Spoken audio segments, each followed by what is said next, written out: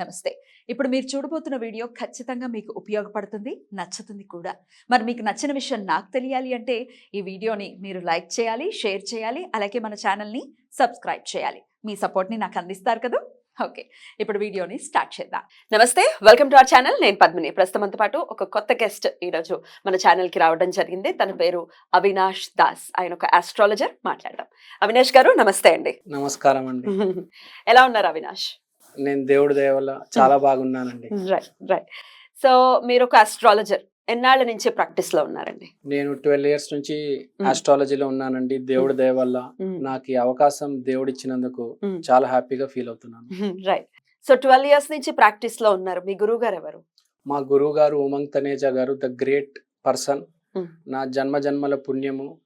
మా గురువు గారు వల్ల నేను జ్యోతిష్యం నేర్చుకున్నాను, ఇవాళ ఈ స్థాయికి ఉన్నాను. గురుభ్యో నమః. రైట్ అండి. సో ఎందుకు ఆస్ట్రాలజీ అనేది, యూ లుక్ సో యంగ్, చిన్నపిల్లలానే కనబడుతూ ఉన్నారు. సో ఆస్ట్రాలజీ అనేది ఎందుకు ఇష్టం మీకు? ఐ డింట్ చూజ్ ఆస్ట్రాలజీ అండి, ఆస్ట్రాలజీ చోజ్ మీ. రైట్. ఆస్ట్రాలజీని మీరు ఎంచుకోలేదు.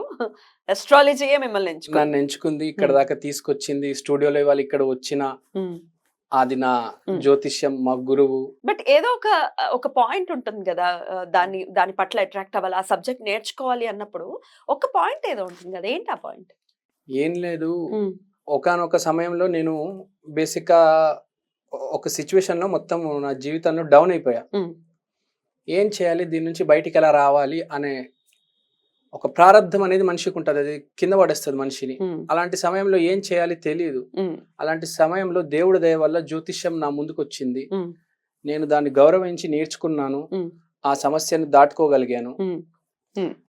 సో అప్పటి నుంచి అనిపించింది, ఓకే, ఆ సమస్యని మీరు అధిగమించినప్పుడు సరే, వై నాట్, నేను ఎందుకు నేర్చుకోకూడదు ఈ సబ్జెక్ట్ అని నేర్చుకున్నారు. అవును. బ్యూటిఫుల్. అదే దాన్ని ఇంకేం చదువుకున్నారు మీరు? నేను నా దగ్గర డ్యూయల్ డిగ్రీ ఉందండి. బేసిక్ గా నేను ఫస్ట్ 4 సంవత్సరాలు బీటెక్ నేర్చుకున్నాను హైదరాబాద్ లో. తర్వాత 3.5 సంవత్సరాలు కోల్కతాకి వెళ్ళి హోమియోపతి నేర్చుకున్నాను. నాకు ఒక హోమియోపతి క్లినిక్ కూడా ఉంది. అలానే నేను 2.5 సంవత్సరాలు సాఫ్ట్వేర్ జాబ్ కూడా చేశాను. ప్రస్తుతం అయితే ఓన్లీ పగలు పూట హోమియోపతి చేస్తున్నాను, మిగతా టైం అంతా ఆస్ట్రాలజీనే చేస్తున్నాను. రైట్. అద్భుతం. సో ఆస్ట్రాలజీ మీ ప్యాషన్ లాగా నాకైతే అనిపిస్తుంది. ఎందుకంటే సమస్యల నుంచి బయటపడాలి అంటే ఖచ్చితంగా ఆస్ట్రాలజీ హెల్ప్ కనుక తీసుకుంటే దైవానుగ్రహంతో బయటపడటం అనేది చాలా సులభతరం అవుతుంది. అంతేనండి? అంతేనండి. రైట్. సో మరి సబ్జెక్ట్ కి సంబంధించి మాట్లాడుకుందాం మనం.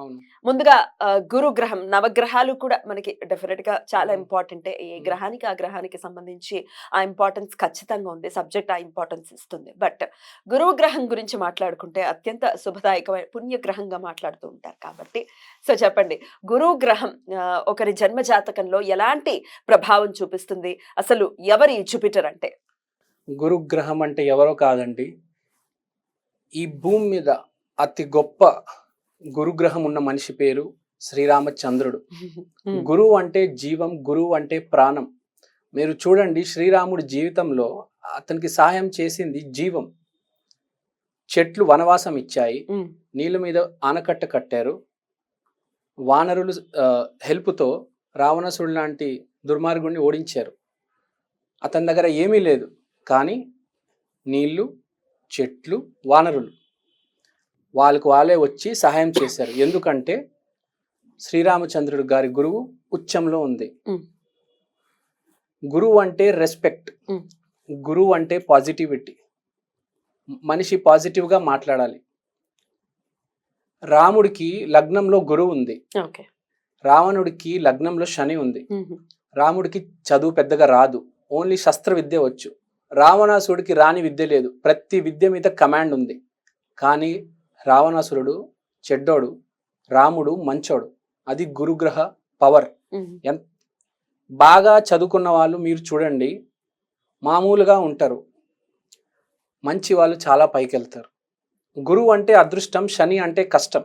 గురుగ్రహం అనేది శ్రీరామచంద్రుడి జీవితంలో ఎంత ఇంపార్టెంట్ అంటే, అతను ఎప్పుడైనా ఒక నిర్ణయం తీసుకోవాలంటే 10 మంది చుట్టూ గురువులు ఉండేవారు. ఏ నిర్ణయం సొంతంగా తీసుకునేవారు కాదు శ్రీరామచంద్ర ప్రభువులు వారు. ప్రతి నిర్ణయం 10 మందిని అడిగి తీసుకునేవాళ్ళు. అహంకారం ఎప్పుడు ఉండేది కాదు. గురువు అంటే అతని దగ్గర 10 రూపాయలు ఉన్నాయి అనుకోండి, 2 రూపాయలు అతను ఉంచుకోండి, 8 రూపాయలు పంచేస్తాడు.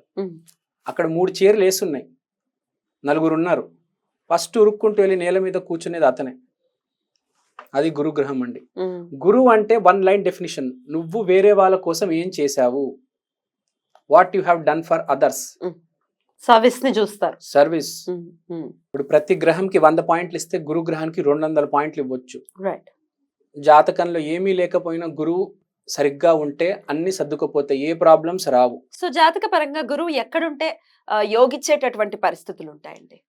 గురువు ఎప్పుడైనా కర్క రాశి, క్యాన్సర్ లో ఉంటే ఉచ్చం.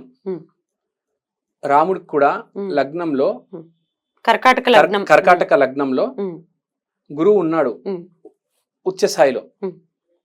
కాబట్టి గురువు అనేది మనము ఏ రాశిలో ఉన్నారు అనేది కాదండి. మనం పెద్దవాళ్ళని గౌరవిస్తే ఆటోమేటిక్ గురువు ఇంప్రూవ్ అవుతుంది. పెద్దవాళ్ళు బ్లెస్సింగ్స్ తీసుకోవాలి, పెద్దవాళ్ళకి రెస్పెక్ట్ ఇవ్వాలి, వయసుని చూసి రెస్పెక్ట్ ఇవ్వాలి. మన వాళ్ళు ఈ జనరేషన్లో అసలు పెద్దవాళ్ళకి రెస్పెక్ట్ ఇవ్వడం లేదు, బ్లెస్సింగ్ తీసుకోవటం లేదు, ఇగోకి వచ్చేస్తున్నారు. దానివల్ల లైఫ్ స్పాయిల్ అయిపోతుంది. వాళ్ళకి ఇప్పుడు కాదు, తర్వాత తెలుస్తుంది. ఒకవేళ మన ప్రారంధమే ఖచ్చితంగా జన్మ చాట్ అంటే ఖచ్చితంగా మనం చేసుకున్నటువంటి పాప పుణ్య కర్మల్ని బట్టే ఒక జన్మ చాట్ ఏర్పడటం, ఆ చాట్లోనే మనం పుట్టడం అనేది జరుగుతుంది అని చెప్తూ ఉంటారు కదా. ఒకవేళ యోగించనటువంటి పరిస్థితుల్లో ఉన్నారు గురువు, మీరు అన్నట్టుగా రెస్పెక్ట్ చేయడం అంతా ఓకే, అలా కాకుండా దైవారాధన చేసుకోవాలి అని అంటే ఏ దైవారాధన చేసుకోవాలి? శ్రీరామచంద్రుడు గురుగ్రహం అంటే శ్రీరామచంద్రుడు అండి. రాముడికి పూజ చేసుకోవాలి, రాముడికి కమలం అర్పించాలి, బెర్రీస్ అర్పించాలి. ఇవి అర్పిస్తే రాముడికి మీకు గురుగ్రహ అనుగ్రహం కలుగుతుంది. అలానే మీ జీవితంలో మీకున్న గురువులు మీకు ఎవరైనా కావచ్చు, మీకు చదువు నేర్పిన వాళ్ళు, మీకు ఏదైనా ఆట నేర్పిన వాళ్ళు, సాహిత్యం నేర్పిన వాళ్ళు, సంగీతం నేర్పిన ఎవరైనా మీ జీవితంలో మీకు ఏదైనా నేర్పిస్తే అతను గురు రూపమే. అతనికి మీరు వాల్యుబుల్ రెస్పెక్ట్ ఇవ్వాలి. పెద్ద చిన్న అని చూడకూడదు. అతను ఎవరైనా ఉండొచ్చు, ఏ స్థాయి మనిషి అయినా ఉండొచ్చు, కానీ మీరు అతనికి వాల్యూ ఇవ్వాలి. గురువు అంటే రెస్పెక్ట్, ప్రతి మనిషిని సమానంగా చూడాలి. సో రాముడే ఇక శరణాగతి చేయాలి. ఒకవేళ గురువు ఒకవేళ మనకి యోగించినటువంటి పరిస్థితి ఉంటే ఇంకా రాముడినే మనం శరణు వేడాలి, అంతేనా? అంతే. ఇంకోటి పాజిటివ్ గా మాట్లాడి నోట్లో నుంచి నెగిటివ్ మాట రాకూడదు. నెగిటివ్ కి దూరం ఉండాలి, నెగిటివ్ మనుషులతో తిరగకూడదు. ఓన్లీ పాజిటివ్ మనుషులు, సత్సాంగత్యం లో ఉండాలి. సత్సాంగత్యంలో తిరిగితే మీ గురువు ఆటోమేటిక్ ఇంప్రూవ్ అవుతుంది. ఏమీ చేయనక్కర్లేదు మీరు జీవితంలో. ఫ్రాంక్ గా చెప్పాలంటే కష్టం తక్కువ, అదృష్టం ఎక్కువ జాతకులు ఎవరంటే గురువు బాగున్నాళ్ళు. పైకి వెళ్ళిపోతారు ఒక స్థాయికి, దేవుడు తీసుకెళ్లిపోతాడు వాళ్ళని ఆకాశానికి. ఏమి చేయనక్కర్లా. మంచిగా మాట్లాడండి, మంచి వాళ్ళతో ఉండండి, మంచిగా ఆలోచించండి. మీరు ఏ క్షణం అయితే నెగిటివ్ ఆలోచించారో ఇంకా స్టార్ట్ అవుతుందండి మీ పతనం. రైట్. సో ఒకవేళ మాకు జాతకం చూపించుకున్నాం అండి గురువు బాలేరు అని అన్నప్పుడు డెఫినెట్ గా మనం పాజిటివ్ యాటిట్యూడ్ ని పెంపొందించుకుంటే ఆయన యోగించడం అనేది మొదలు పెడతారు అని అంటున్నారు. అవునండి. రోజు రోజుకి మన గురువు ఇంప్రూవ్ అవుతూ పోవాలి, దేన్ని ఎదిరించకూడదు. చాలా బ్యూటిఫుల్ గా ఎక్స్ప్లెయిన్ చేశారు. ఇక నెక్స్ట్ ఎపిసోడ్స్ లో ఇంకొన్ని గ్రహాల గురించి కూడా మనం మాట్లాడుకుందాం. Thank you. నమస్తే.